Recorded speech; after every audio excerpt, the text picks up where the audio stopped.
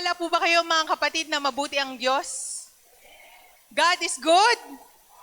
And all the time, mas malakas. God is good. God is good. And all the time, muli palakpakan po natin ang Panginoon. At bago po tayo magsimula, may ipapakita po ako sa inyong picture. Sige po.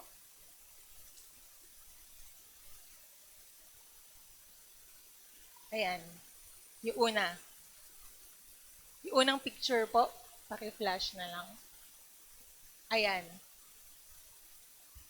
Kung makikita po natin, yung mga tao po na naglalakad, iba-iba ang direksyon, iba-iba ang bilis, at hindi man po nababasa, pero yung words po ng mga nakasulat, habang naglalakad po sila, ay yun po yung mga pinagdaraanan nila. Sa mga taong nandyan, sa dami ng tao na yan, may mga masaya, may galing sa answered prayers, may nakangiti, may gumaan ng loob dahil may miracle.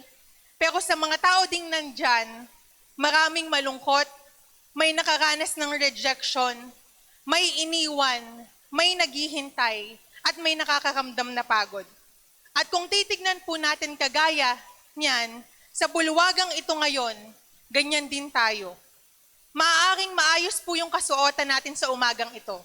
Maaaring maayos po yung buhok natin. Maaaring magaganda po yung ngiti natin. Tingnan mo ngay katabi mo. Pero hindi po natin alam ang kwento ng bawat isa. Amen po ba? Maaaring yung katabi mo first timer. Kinakabahan pero umaasang may maririnig na sagot sa umagang ito. Maaaring yung katabi mo nagre-rejoice na finally, Lord, natupad na yung panalangin ko. Maaaring yung katabi mo kabibili lang ng bahay. Praise God. Kabibili lang ng bagong kotse. Maaaring ikakasal yan sa taon na ito. Maaaring nalaman niya na fully healed na siya sa sakit na pinagdaraanan niya. Or maaaring yung katabi mo, first day niya bukas sa trabaho. Pero maaari rin na yung katabi mo, umiiyak kagabi dahil hindi alam kung saan hahanap ng pambayad ng bills. Or yung katabi mo, may hinihintay na resulta ng laboratory test niya. Or maaaring yung katabi mo malayo sa anak niya. Or yung katabi mo may pinagdadaanan sa relasyon sa pamilya niya, sa anak niya, sa magulang niya, at sa mga kapatid niya. Mga kapatid, maaaring yung katabi mo may pangarap na hanggang ngayon pangarap pa rin. Maaaring yung katabi mo may ipinapanalangin na hanggang ngayon nasa panalangin pa rin. Mga kapatid, sa isang bulwagang katulad nito, nasama-sama tayo. Maaaring yung iba sa atin or maaaring madami sa atin, sabay-sabay na nagse-celebrate at ngayon ipinagpapasalamat sa Panginoon. Pero kasabay noon, baka madami rin sa atin ang may silent battles na iniiyak at nilalapit ngayong umaga sa Panginoon. Sa bulwagang ito, sigurado ako may sinagot ang Panginoon ng yes. May sinagot ang Panginoon ng no. At may sinagot ang Panginoon ng wait. At sa gitna ng lahat ng yon, ang tanong natin sa umagang ito, mabuti pa rin ba ang Panginoon? Mabuti pa rin ba ang Diyos kapag yes ang sagot niya? Siyempre madali yun kapag yes. Kapag answered prayer, mabuti talaga siya. Pero mabuti pa rin ba ang Diyos kapag sandali ang sagot niya o kapag wait ang sagot niya? Kapag taon na ang lumipas pero wala pa ring breakthrough? Kapag taon na ang lumipas pero parang walang nangyayari, ang tanong, mabuti pa rin ba ang Panginoon? At higit sa lahat, mga kapatid, mabuti pa rin ba ang Panginoon kapag no na ang sagot? Kapag hindi na ang sagot niya?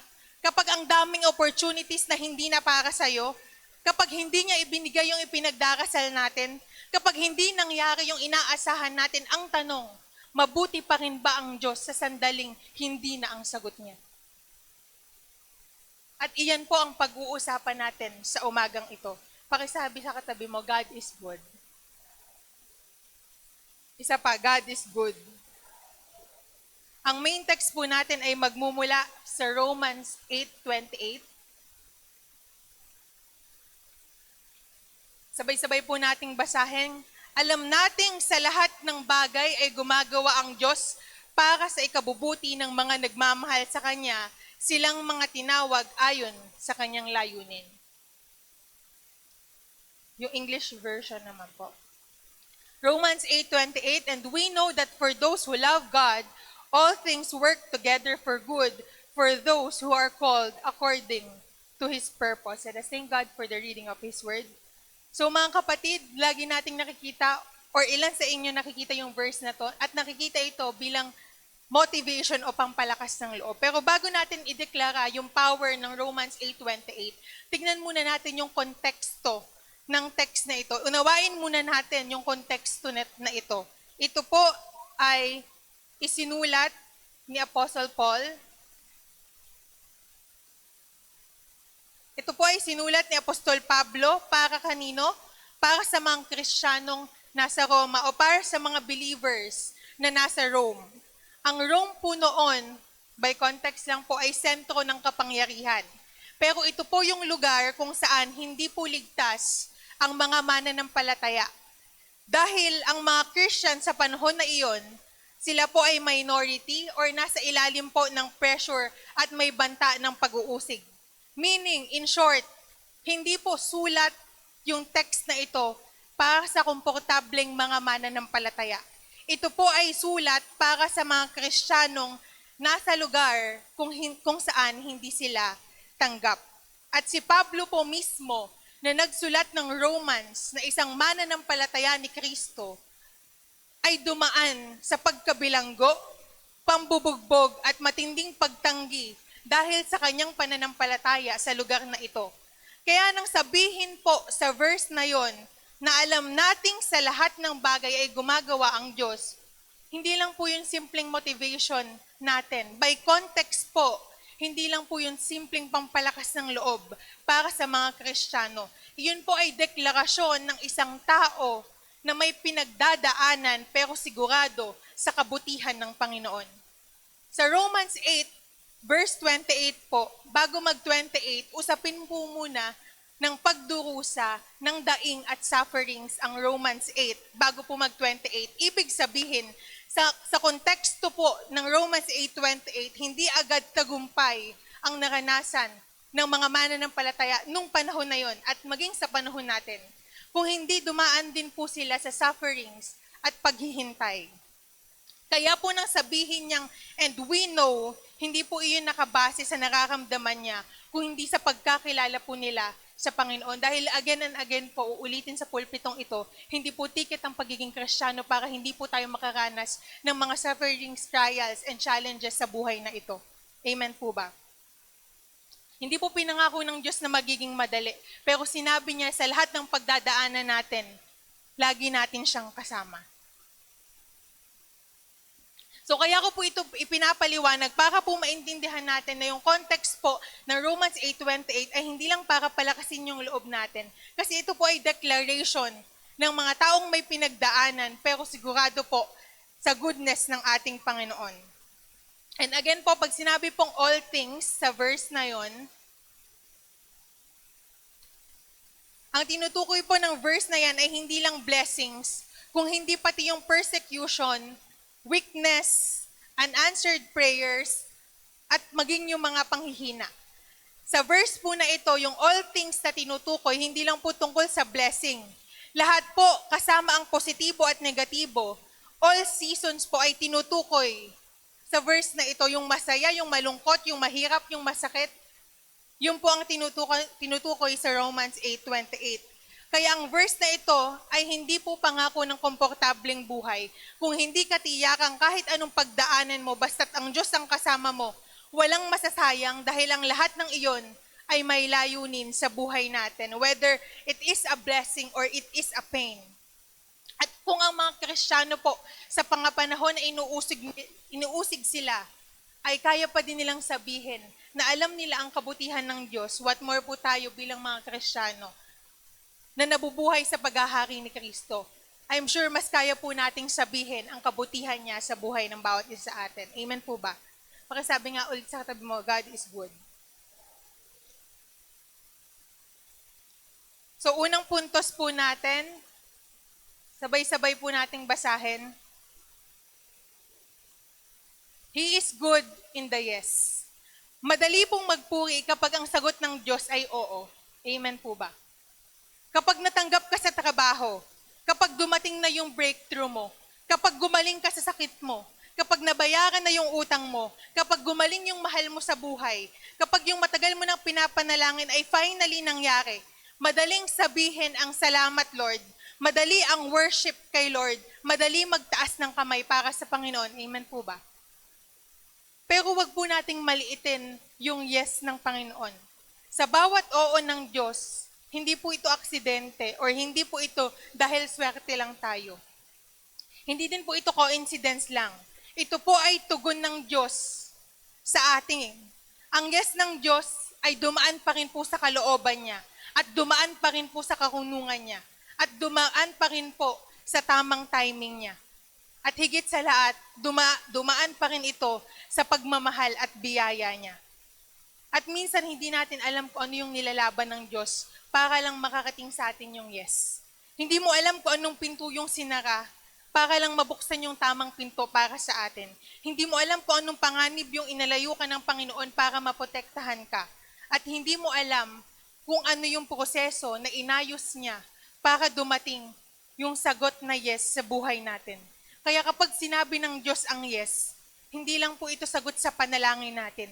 Iyon po yung patunay na kilala niya tayo at nakikinig siya sa atin at kumikilo siya sa buhay natin. Amen po ba? Sige, papalakpakan natin ang Panginoon.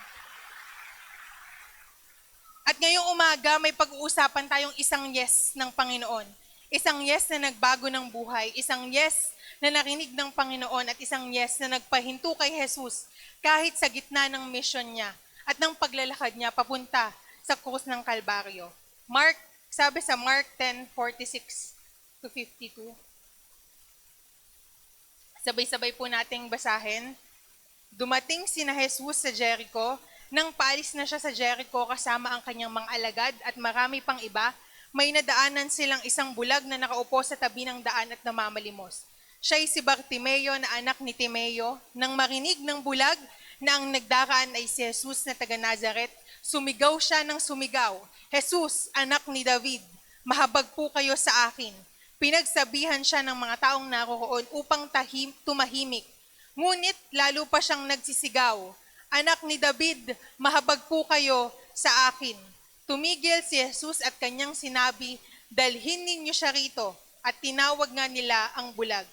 Lakasan mo ang iyong loob, tumayo ka, ipinapatawag ka ni Jesus. Sabi nila, inihagis niya ang kanyang balabal, paluksong tumayo at lumapit kay Jesus. Ano ang gusto mong gawin ko para sa iyo? Tanong sa kanya ni Jesus. Sumagot ang bulag, Guro, gusto ko pong makakitang muli. Sinabi ni Jesus, kung gayon, magaling ka na dahil sa iyong pananampalataya. Noon di nakakita siyang muli at sumunod kay Jesus. Let us thank God for the reading of His Word. Habang si Jesus ay papalabas po ng Jericho, kasama yung mga alagad niya at napakaraming tao, may isang lalaking nakaupo sa gilid ng daan at siya po ay si Bartimeus, isang bulag na pulubi. Nasa gilid lang siya, hindi po siya kabilang sa crowd, hindi po siya kasama ng Panginoon. Pero nang marinig niyang si Jesus ay dumaan, sumigaw siya ng Jesus, Son of David, have mercy on me. Pinagsabihan siya ng maraming tao. Pinatahimik siya ng crowd, pero mas lalo siyang sumigaw. Mga kapatid, may mga yes ang Panginoon na dumarating sa mga taong ayaw magpatahimik sa sitwasyon lang nila. Habang si Jesus ay papunta sa Jerusalem, papunta sa krus, papunta sa pagdurusa, papunta sa mission niya, bilang si Jesus, huminto siya. Sa gitna ng maraming tao, sa gitna ng mission niya, sa gitna ng pinakamabigat na tatahakin niya para sa iyo at para sa akin, huminto siya para sa isang pulubi at para sa isang bulag. At tinanong niya, what do you want me to do for you? Alam na po ng Panginoon na bulag yung tao at alam ng Diyos yung pangangailangan ng tao, pero gusto niyang marinig mula doon sa bulag yung pananampalataya niya. Sabi ng bulag, Rabbi, I want to see. At sinabi ni Jesus, yung yes niya, go, your faith has healed you. At immediately, that moment na nagsalita ang Panginoon, nakakita yung bulag. Isang salita lang ng Panginoong Jesus, nagbago yung situation niya. Pero wag po nating papalampasin yung huling line na sinabi doon. Sabi sa huli, and he followed Jesus along the road. Ang yes po ng Diyos ay hindi lang sagot sa pangangailangan mo.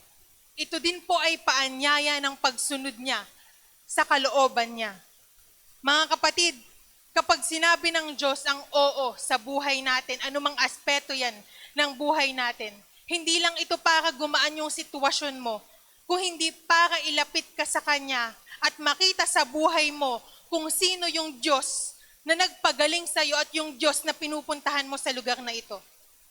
Habang nagyayas ang Diyos sa atin, dun dapat mas nakikita si Kristo sa atin. Sabi nga, 'di ba, ang puno na mas namumunga, hindi dapat mas nagiging matayog o mataas, dapat mas nagiging payukod.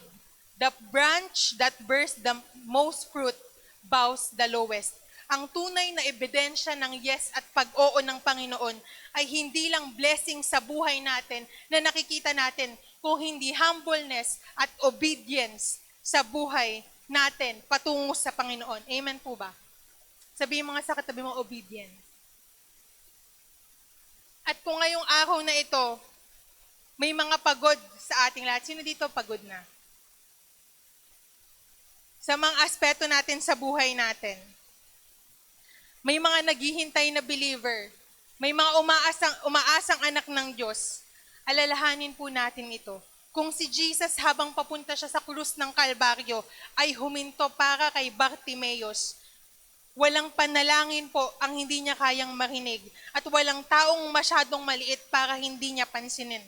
The same God who stopped for Bartimeus is the same God who will pause to see your situation.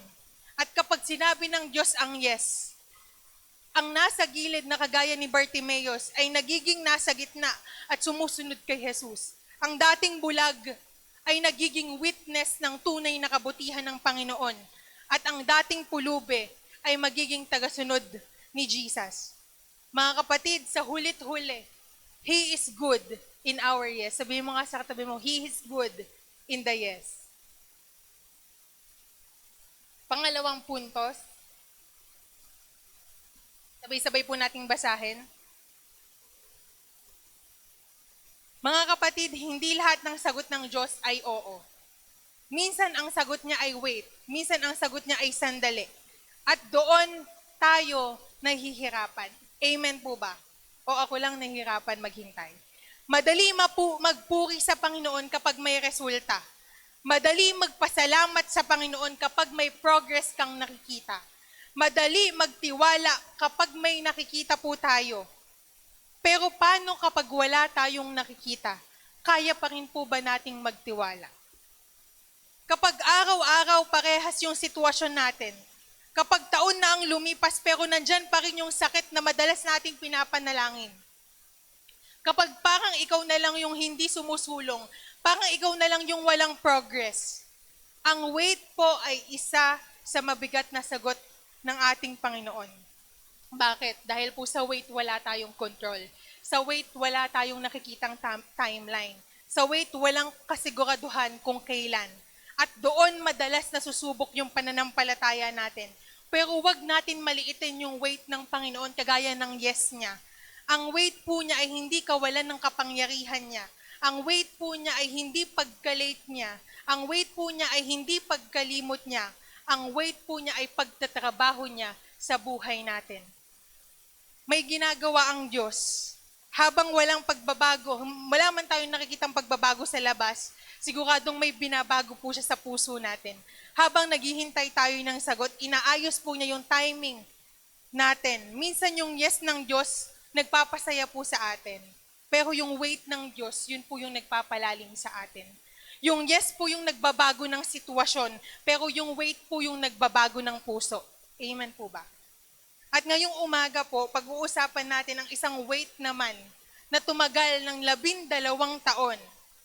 Hindi lang isang taon, kung hindi 12 taon ng sakit, ng kahihiyan, isang babaeng halos mawalan ng pag-asa, pero hindi tumigil sa paglapit sa ating Panginoon. So mabilis po nating basahin ang kwento from Marcos 5:25 to 34. Sabay-sabay po nating basahin. Kasama rin doon ang isang babaeng 12 taon nang dinudugo.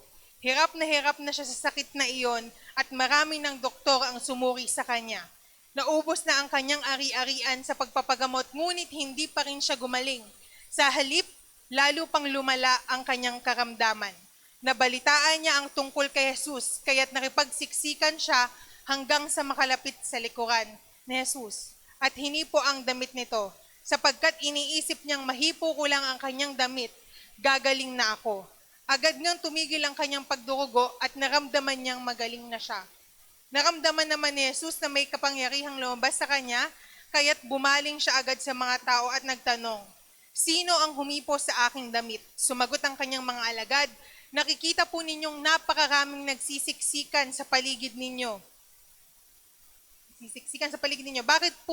Bakit pa ninyo itinatanong kung sino ang humipo sa damit ninyo?"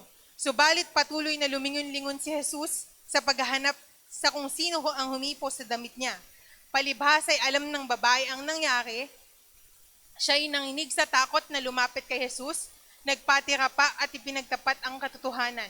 Subalit sinabi sa kanya ni Jesus, "Anak, pinagaling ka na ng iyong pananampalataya. Umuwi ka na at ipanatag mo ang iyong kalooban, ikaw ay magaling na." Let us thank God for the reading of His Word.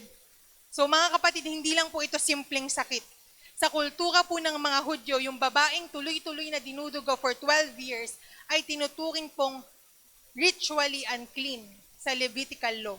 Ibig sabihin, hindi siya maaaring makasalamuha ng normal, kagaya natin.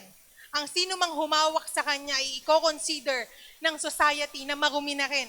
Dahil ang tingin nga po sa kanya ng society, dahil dinudugo siya for 12 years, siya po ay madumi. Siya po ay isolated. Ibig sabihin, yung babae po hindi lang siya may sakit, iniwan din siya, hindi lang siya naghihirap, mag-isa din siya dahil nga considered po siya for 12 years na marumi ng mga tao sa paligid niya. So, 12 taon, isipin po natin kung yung sakit natin, 1 linggo lang, 2 linggo, 1 buwan, hanggang 1 taon. Ang hirap na, paano pa yung babaeng ito na nakakaranas ng paghihirap, ng isolation, ng discrimination for 12 years. 12 taong paulit-ulit yung disappointment, 12 taong umaasa, tapos mabibigo po siya, 12 taon na naubos na po lahat sa kanya, pera niya, lakas niya, at halos maubos na rin po ang pag-asa niya. Sabi doon, halos lahat ng doktor, nilapitan na nung babaeng ito, but every time na magpapagamot siya, hindi po makita yung cure sa sakit niya. At kung ako po yun, kung tayo po yun, halos mawala na po siguro tayo ng pag-asa. At sabi po sa verse, hindi po nawawala yung sakit niya, mas lumalala pa. At may mga wait po na hindi lang po paghihintay, kung hindi po may pain din nakasama. Pero nang marinig po ng babae yung tungkol kay Jesus, lumapit po siya sa likod at hinawakan ang laylayan ng damit ni Jesus. Wala po siyang panalangin. Wala po siyang crowd moment kagaya po ni Bartimeus na sumigaw hanggang makita ng Panginoon. Ang ginawa lang po niya ay sa dami ng tao, humawak sa laylayan ng damit ng Panginoon at in that moment, gumaling po siya sa sakit na pinagdadaanan niya for 12 years. Pero hindi po doon natapos yung kwento ng babae. Huminto po si Jesus at nagtanong, "Who touched me?" Tanong niya. Hindi po dahil hindi niya alam, kundi gusto din ng Panginoon na i-restore hindi lang po yung katawan ng babae, kung hindi yung dignity at pagkatao ng babae. For 12 years, iniiwasan po siya ng society. Pero in that moment na gumaling siya, nakapag-testimony po siya in front of Jesus and in front of the crowd. Yung babae po na dating nilalayuan dahil considered unclean ng society, ngayon po pinapakinggan kahit ng mga highest ranking ng panahon na iyon. Bakit po? All by the goodness and all by the love and grace of Jesus. Palakpakan po natin ang Panginoon. At nung lumapit po yung babae, sinabi ni Jesus, "Daughter," sa loob ng 12 years, malamang walang tumawag sa kanya na ganoon. Kahit nga po tayo at kahit po yung mga tumatayo sa pulpito, ang tawag ba din po dun sa babae, babaeng dinurugo for 12 years. Tinawag po siya ng society na unclean. Tinawag po siya ng society na may sakit, pero tinawag po siya ng Diyos ng anak. Hindi po siya tinawag sa sitwasyon niya. Tinawag po siya sa pagkakakilanlan niya bilang anak ng Diyos.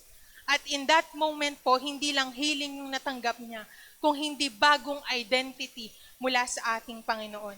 Hindi lang po gumaling yung katawan niya, hindi lang po na-restore yung physical niya, na-restore din po yung dignity niya. Mga kapatid, bilang tao po kagaya ng babaeng ito, ayaw po natin ng paghihintay. Gusto po natin lagi instant. Tama po ba? Instant result, instant healing. Kahit nga po sa pagkain, gusto natin mabilis. Naiinis tayo pag ang tagal i-serve. Kaya po halos lahat tayo nagpa-fast food. Tama po ba? Kapag matagal iniisip natin, baka hindi to para sa akin.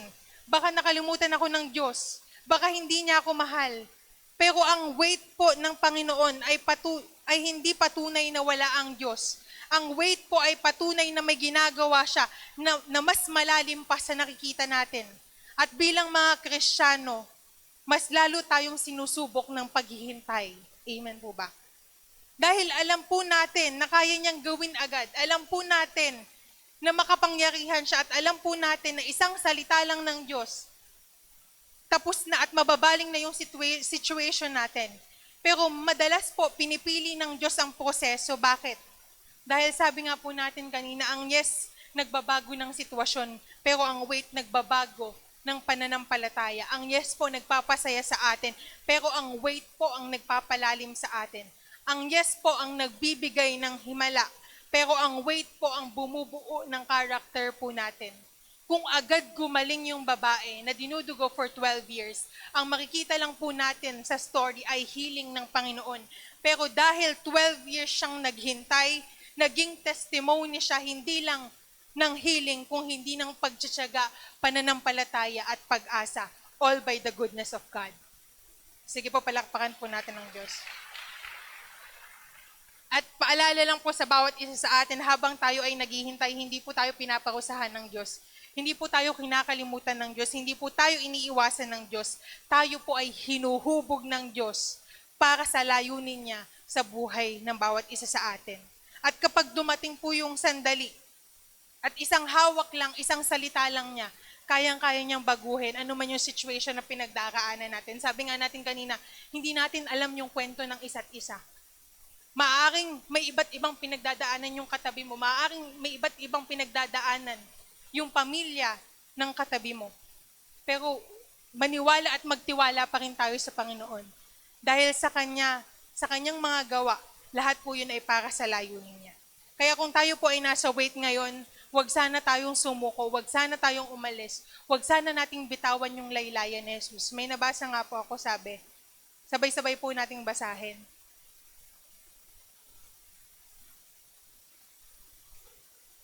Yung babae nga, hindi po niya nayakap si Jesus. Hindi siya nakapag-usap ng mahaba sa Panginoon.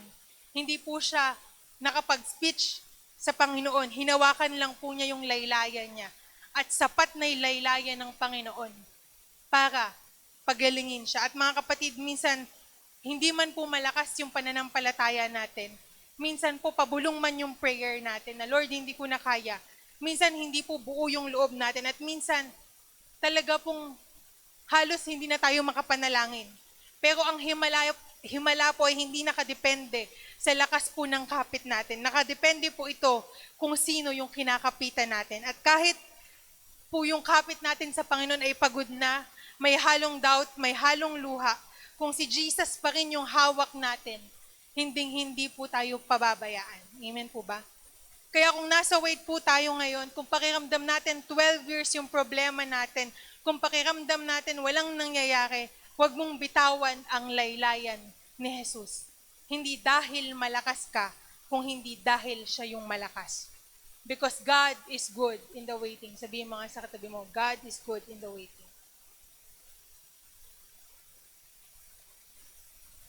Pangatlong puntos po, sabay-sabay.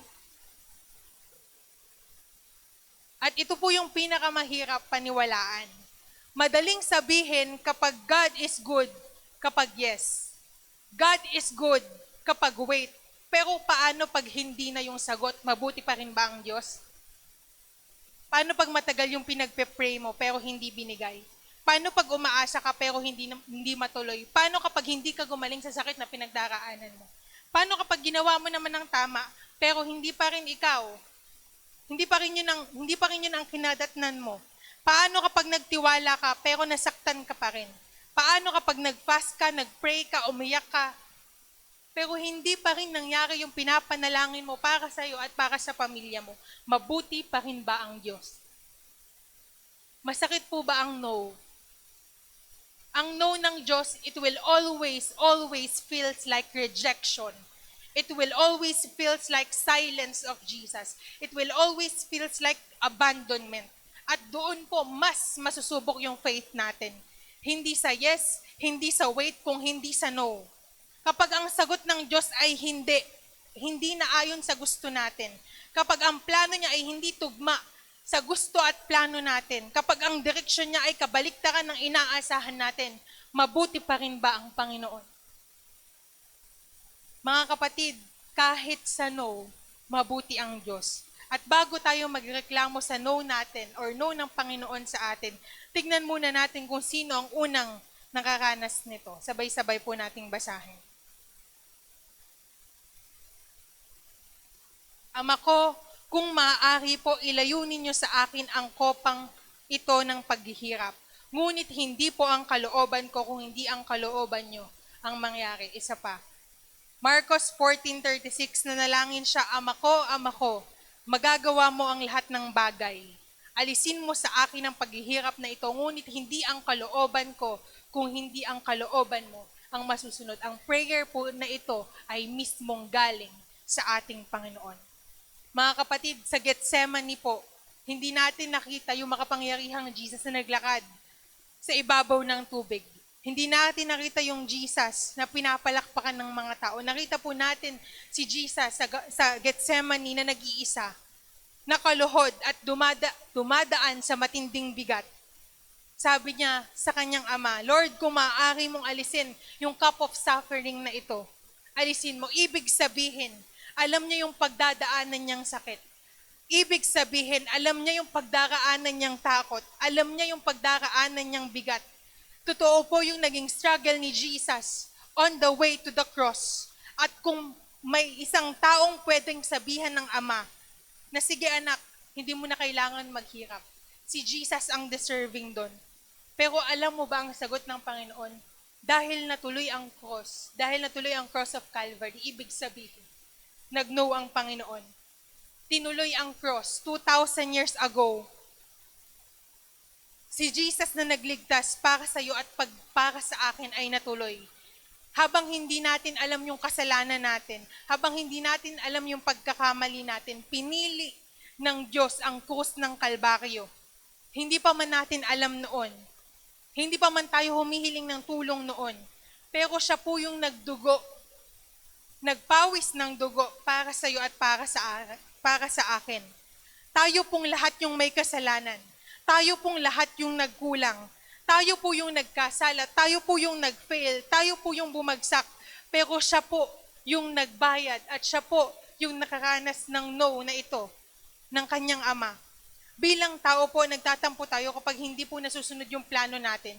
Bilang Kristiyano, kino-question natin ng Diyos kapag hindi niya sinasagot yung mga panalangin natin. Minsan sinasabi natin, Lord, bakit hindi mo binigay? Pero kagaya si Jesus, hindi din po binigay ng Ama yung gusto niya para maibigay sa atin yung kaligtasan. Ang no sa kanya ng kanyang Ama, ang naging yes sa atin ng Panginoon. Ang no sa kanyang comfort ay naging yes sa ating kapatawaran. Ang no sa kanyang pag-iwas sa sakit ay naging yes sa ating buhay na walang hanggan.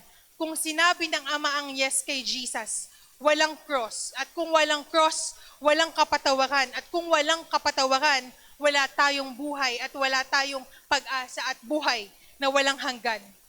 Kaya sige po, palakpakan natin ng Panginoon.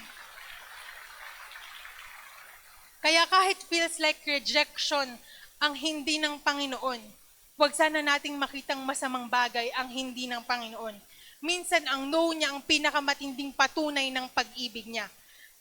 Kung kaya niyang sabihin ang no sa sarili niyang anak para masabi niya lang ang yes, sa atin? Ano ang hindi niya kayang gawin para sa kabutihan mo ngayon? Mga kapatid, ang no ay hindi kawalan ng pag-ibig ng Panginoon. Ang no ay hindi abandonment. Ang no ay hindi pagtatapos. Minsan ang no ang daan papunta sa resurrection. Bilang tao, masasaktan tayo. Bilang Kristiyano, mapapagod tayo. Pero bilang anak ng Diyos, hindi niya tayo pababayaan. Kaya kung may no ka ngayon, hawakan mo ang ginawa niya sa krus ng Kalbaryo. Dahil doon malinaw that He is good, He is great, and His love endures forever. Sige, palakpakan natin ang Panginoon. Sa wait man yan, sa yes man yan, at kahit sa no man yan. At kung nagawa yun ng Panginoon 2,000 plus years ago para sa iyo at para sa akin, tiyak na tiyak, kahit nasa season ka na, feeling mo, no ang sagot ng Panginoon, hindi ka niya iiwan sa season mo ngayon. Because Jesus is good. He is good in all answers and all seasons. Sabihin mo nga sa katabi mo.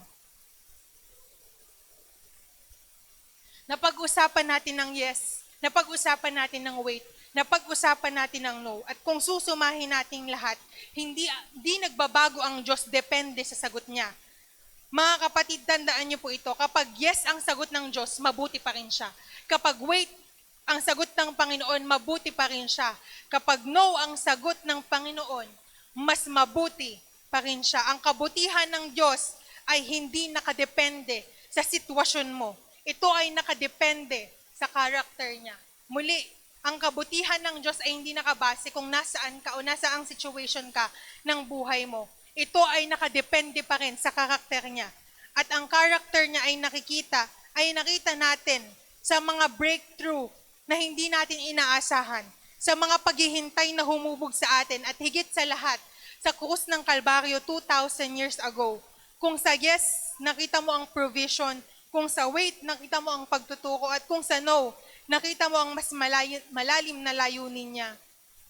Mga kapatid, may mga nandito ngayon na nasa yes season. May mga nandito ngayon na nasa wait season. May mga nandito ngayon na nasa no season. Pero sana sa lahat ng yon, matuto tayong magpasalamat. Huwag tayong bumitiw at huwag nating sukatin ang Diyos base sa sagot niya sa panalangin natin. Actually, hindi nga natin dapat sukatin ang kabutihan niya. Pero kung dumating man sa punto na yon, sukatin mo siya sa krus ng Kalbaryo na patunay ng wagas na biyaya at pagmamahal niya sa iyo at sa akin. Na kahit nung makasalanan pa tayo, mahal na niya tayo. Dahil doon malinaw na hindi tayo tinipid sa pag-ibig at biyaya ng Panginoon. At sige, palakpakan natin ng Diyos. Actually, yung message po nito medyo kadugtong po ng message ko sa midweek. Kaya kung ang Diyos ay hindi nagbago noon, hindi siya magbabago ngayon. Amen po ba? Kung naging mabuti siya noon, mabuti siya hanggang ngayon. Kung sino yung nagpagaling sa'yo noon, siya pa din yung magpapagaling sa'yo ngayon. Kung sino yung kasama mo sa problema noon, siya pa rin yung kasama mo sa problema hanggang ngayon, hindi ka pinapabayaan ng Panginoon. Kaya sabihin mo sa katabi mo at sa sarili mo, He is good in the yes, He is good in the wait, and He is good in the no. Because God is good in all answers and all season. At kung dumaan ka man sa season na hindi mo maintindihan, tandaan mo to. Hindi nagbabago ang kabutihan ng Diyos, hindi nagbabago ang pag-ibig ng Diyos, at hindi nagbabago ang biyaya ng Diyos. At kung may hininga pa tayo, may pag-asa pa tayo. Dahil ang Diyos na mabuti kahapon ay mananatiling mabuti ngayon at mananatiling mabuti hanggang bukas. Dahil again po, for our conclusion, Romans 8:28, balik po tayo dun sa main verse natin. Sabay-sabay po nating muling basahin. Lakasan po natin.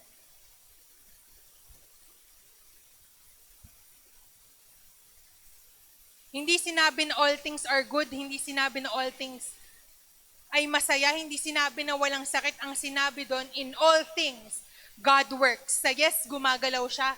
Sa wait, gumagalaw siya. Sa no, gumagalaw pa rin siya. Sa promotion, nandun siya. Sa rejection, nandun siya. Sa healing, nandun siya. Sa hospital room, nandun siya. Sa celebration nyo bilang pamilya, nandoon siya. At sa silent battles natin, nandoon siya. Mga kapatid, kung gumagalaw ang Diyos, kung nagtatrabaho ang Diyos sa lahat ng bagay, walang luha ang masasayang, walang paghihintay ang walang kabuluhan, at walang no ang walang layunin. Ang kabutihan ng Diyos ay hindi seasonal. Ito ay hindi nakadepende sa mood niya. It is anchored in who He is. Ito po ang character ng Panginoon na hindi natin maaalis sa Kanya, na sa lahat ng ay mabuti. God's goodness is not anchored sa answered prayers. God's goodness ay hindi nakabase sa open opportunities and open doors. Hindi ito convenient. It is anchored on who He is. Kasi ang kabutihan ng Diyos, again, ay hindi nagawa natin. Hindi sa moment ng wait, hindi sa moment ng no, hindi sa moment na nasasaktan tayo. Ang goodness niya, mulit-muli, at ito po yung core ng mensahe, ay naka-anchor sa character niya bilang Diyos. Kahit nasa Gethsemane siya, mabuti siya. Kahit nung nangangaral siya, mabuti siya. Kahit nung nasa cross siya, mabuti siya. At kahit hanggang ngayon, mabuti pa rin siya. Sabi sa Psalms 105, at dito ako magtatapos, "For the Lord is good, and His steadfast love endures forever." Hindi sinabing the Lord is good kapag. Sabi doon, the Lord is good, period. He is good in the yes, He is good in the wait, and He is good in the no. Because His goodness is not situational. Ito po ay essential, and it is who He is. At dahil hindi nagbabago ang character niya, hindi rin nagbabago ang goodness niya. So kapag unstable yung paligid mo, i-anchor mo ang puso mo, hindi sa outcome, kung hindi sa unchanging character ng Diyos. He is good, hindi minsan. Hindi depende sa season, kung hindi sa lahat ng panahon. When life doesn't make sense, when prayers feel unanswered, don't measure God's goodness by your situation. Measure your situation by His goodness, because the cross already settled it. If He was good on the day Jesus died, then He is good on the day we cry. If He was good when the stone was sealed, then He is always good when your future feels sealed. Nagbabago ang season, nagbabago ang title, nagbabago ang emotion, nagbabago ang tao, nagbabago maging ang katabi mo, maging ang pamilya natin, maging ang dynamics ng mundo ito magbabago. Pero ang Diyos, ang kabutihan niya, ang pagmamahal niya at ang biyaya niya ay ang mananatili at ang hindi magbabago magpakailanman. Sige po, palakpakan natin. At sa huli, kung hindi siya nagbabago, hindi rin nagbabago yung kabutihan niya. Kaya kahit nasa ang season tayo, mulit-muli, stand firm, declare and preach to yourself, He is good, not because I feel it. He is good, not because I see it. He is good, He is good because God is good. Period. Palakpakan po natin ang Panginoon.